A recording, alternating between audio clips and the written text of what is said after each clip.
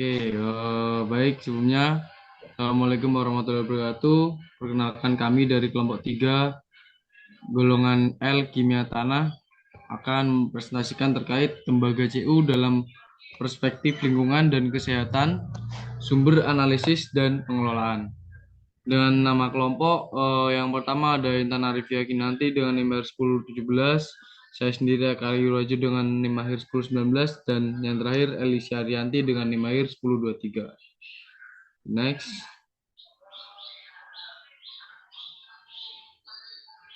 Ya, selanjutnya itu latar belakangnya sendiri, yaitu logam berat didefinisikan sebagai elemen yang memiliki densitas tinggi dan bersifat toksik bagi organisme hidup, bahkan dalam konsentrasi rendah. Tembaga CU merupakan logam transisi berwarna merah kemerahan, lunak, mudah dibentuk dengan konduktivitas listrik dan termal tinggi. Sumber pencemaran berasal dari aktivitas industri, vulkanik, dan pertanian. Dampak adanya akumulasi tembaga dapat mempengaruhi biota, perairan, dan ekosistem. Nah, di sini pada intinya tembaga CU juga menjadikan sebuah unsur kimia dengan nomor atom 29 yang termasuk dalam kelompok logam transisi. Nah, ia memiliki warna kemerahan yang khas dan dikenal karena konduktivitas listrik dan termalnya yang sangat baik, sehingga digunakan dalam berbagai aplikasi termasuk kabel listrik, pipa, dan dalam industri elektronik. Tembaga CU yaitu merupakan tembaga dengan unsur esensial bagi tumbuhan dan hewan, diperlukan untuk pertumbuhan karena kadar tembaga dalam air minum seharusnya tidak melebihi 0,1 mg per liter. Nah, lebih seperti itu, mungkin dari next.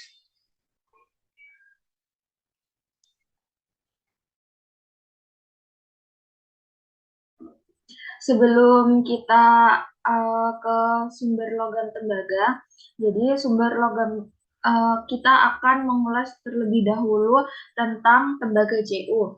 Jadi tembaga atau CU ini uh, adalah unsur hara yang diperlukan dalam jumlah yang tidak terlalu banyak oleh tumbuhan, tetapi masih diperlukan oleh tumbuhan.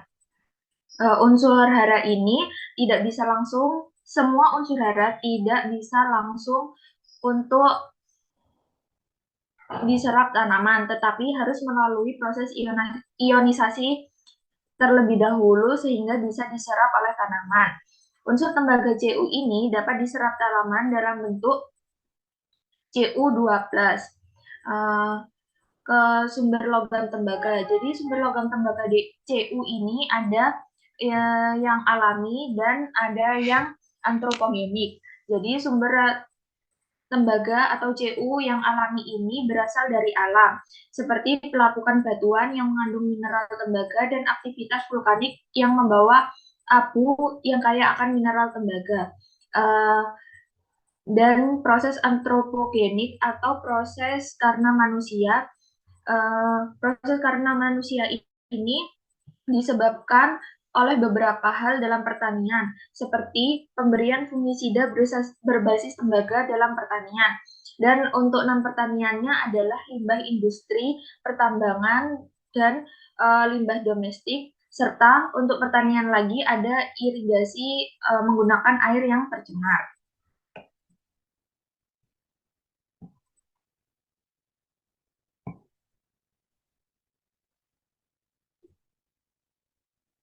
Next. Nah, lalu dampak terhadap kesehatan manusia. Seperti yang kita tahu, tembaga merupakan logam berat esensial yang dibutuhkan tubuh manusia dalam jumlah terbatas. Apabila konsentrasi tembaga melebihi batas yang dianjurkan, maka dapat menimbulkan dampak negatif bagi kesehatan. Boleh pindah ke slide sebelumnya. Nah, di sini itu batas aman tembaga itu bagi orang dewasa itu sebanyak 2,5 mg per kilogram per hari. Lalu untuk anak-anak itu 0,0005 mg per kilogram per hari. Lalu untuk dampak kelebihan tembaga ini di tingkat ringan itu yaitu akan eh, mengalami gejala diare dan muntah.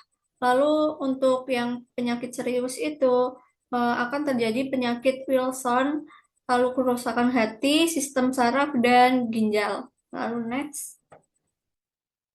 Eh, Dampak terhadap lingkungan.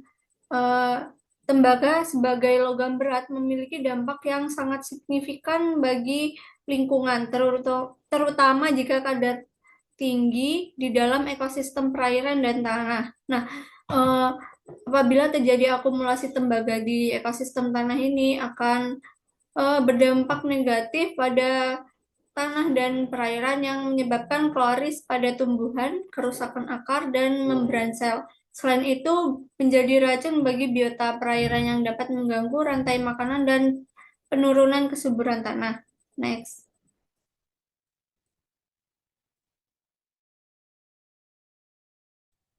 Yang terakhir adalah regulasi dan bioremediasi tembaga.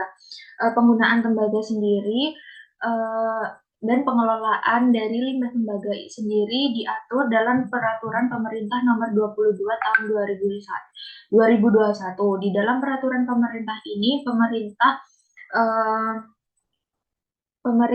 memberikan aturan mengenai penggunaan tembaga serta pengolahan limbah yang mengandung tembaga, limbah logam berat termasuk tembaga yang harus diolah terlebih dahulu sebelum kemudian dibuang uh, ke sekitar. Penggunaan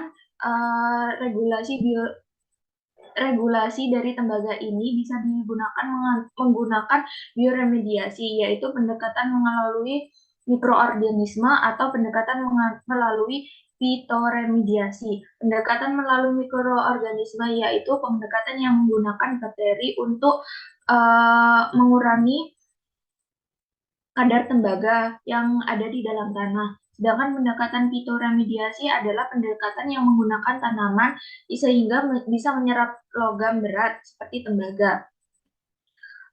Adapun absorpsi adalah proses yang menggunakan bahan seperti zeolinit dan arang aktif untuk mengikat ion tembaga. Proses bioremediasi dan absorpsi ini memiliki perbedaan, yaitu bioremediasi adalah proses yang menggunakan sesuatu yang lebih alami dan natural, sedangkan absorpsi ini menggunakan sesuatu yang menggunakan buatan manusia. Jadi ada limbah sisa dari absorpsi.